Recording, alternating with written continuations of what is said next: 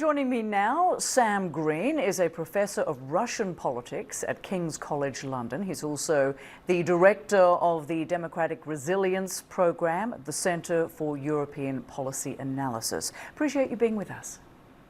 Thank you.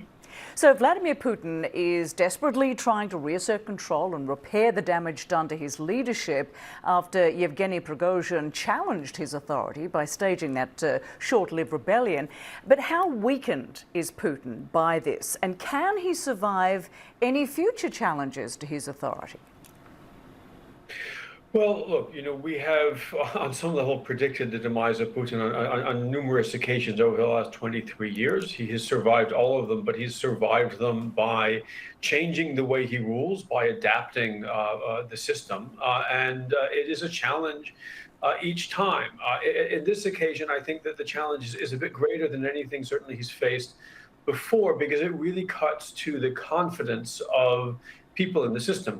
His job, really at the top of what is a very complex state, right, is to prevent these sorts of conflicts like we saw over the last several days, to prevent them from emerging, to prevent them from getting to the stage of violence that they have taken on recently. He was not able to do that in this case. He had to rely on Lukashenko to come in from the outside, and that will have a lot of Russia's rich and powerful wondering whether or not he really is the right man for the job. Right, you mentioned Belarus President Alexander Lukashenko.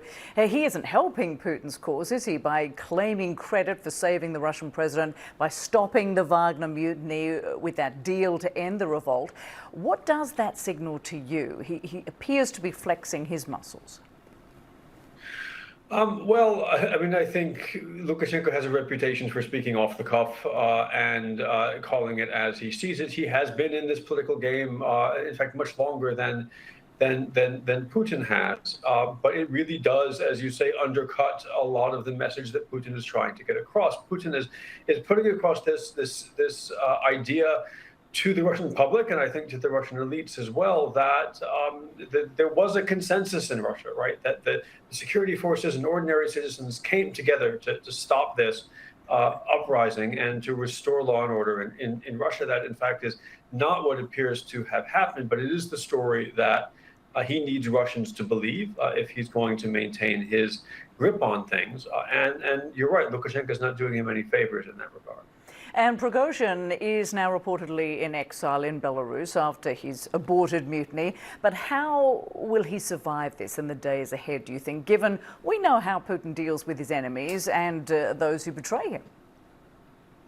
Well, I mean, I think on some level, exile in Belarus is not the worst option of all the ones that were available to him as this mutiny took shape. Right? He could have ended up in prison or indeed dead. But it will not feel like a very safe place. Belarus is very permeable to the Russian security forces, and I think that's part of the reason why he's there and not somewhere further afield.